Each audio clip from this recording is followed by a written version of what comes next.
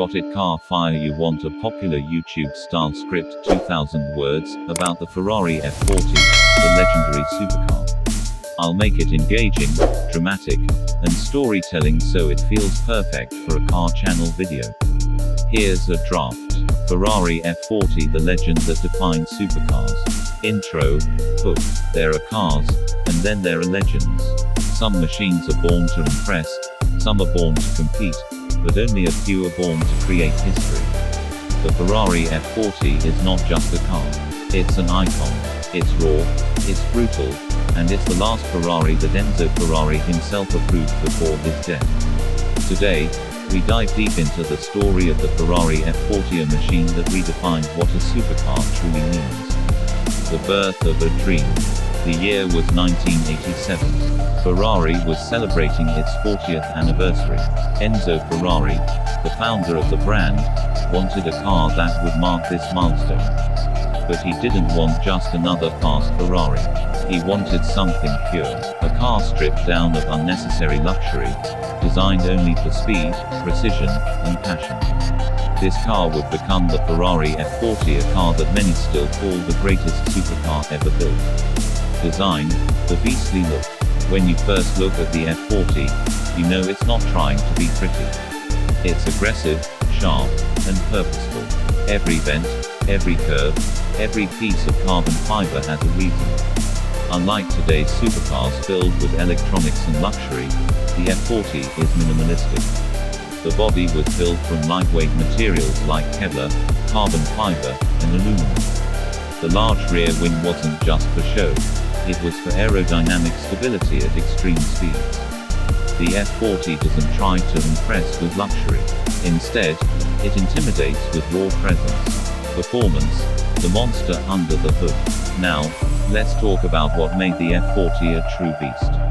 Under its rear deck lid sat a 2.9-liter twin-turbocharged V8 engine. Doesn't sound huge compared to modern hypercars, right? But here's the magic. It produced 478 horsepower. And remember, this was the late 1980s. The F40 could accelerate from 0 to 60 miles per hour in just 3.8 seconds and reach a top speed of 201 miles per hour. That speed made it the first production car ever to break the 200 miles per hour barrier. For the late 80s, that was mind-blowing. The F40 wasn't just fast, it was terrifyingly fast. The driving experience, pure, raw, dangerous. Driving the Ferrari F40 wasn't for the faint of heart. There were no electronic aids. No apps, no traction control, no stability system. Just you, the engine, and the road. The turbos kicked in like a sledgehammer, giving you a rush of power that could easily overwhelm inexperienced drivers. It was unforgiving, but that's exactly why enthusiasts loved it. The F40 wasn't built to make driving easy. It was built to make driving thrilling. Interior, no luxury, only function. Step inside the F40 and you'll realize it's not like modern Ferraris. There's no leather, no infotainment screen, no air conditioning in many models. Instead, you get bucket seats, exposed carbon fiber panels, and a steering wheel. That's it. Everything was sacrificed for weight reduction. Ferrari's philosophy for the F40 was simple.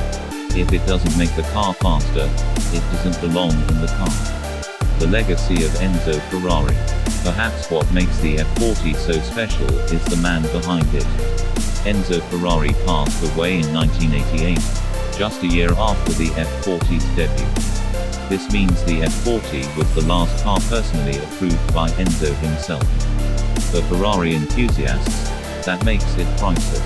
It's not just a car, it's Enzo's final masterpiece, his last gift to the automotive world. Racing spirit, track DNA.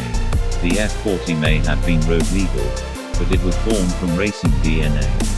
It was developed from the 288 GTO Evoluzione, a racing car that never got to compete due to rule changes. Instead, Ferrari took that race technology and put it into the F40. That's why the car feels more like a track weapon than a road car. Exclusivity and value. When Ferrari first launched the F40, They planned to build just 400 units.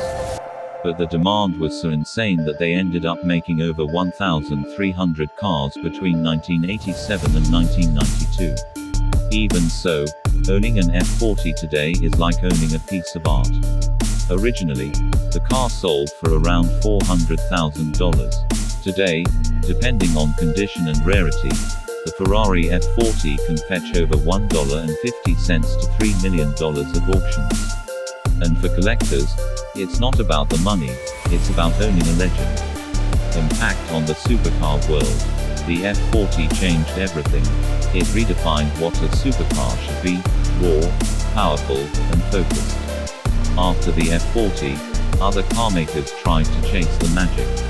Lamborghini had the Diablo, Porsche developed the 959, McLaren created the F1. But even among these legends, the F40 stood out. It was proof that less is more: fewer luxuries, fewer electronics, but more passion, more adrenaline. The sound of